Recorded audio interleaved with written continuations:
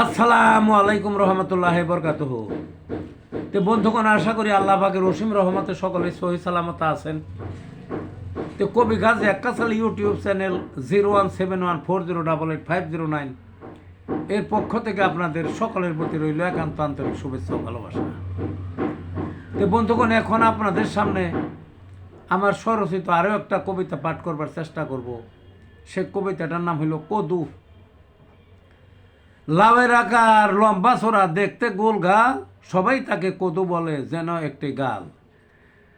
দেহের ভেতর কিছুই নাই, পানি ভরা টাল, চিংড়ি মাছে কদু ভালো, মরিচ বাটার ঝাল।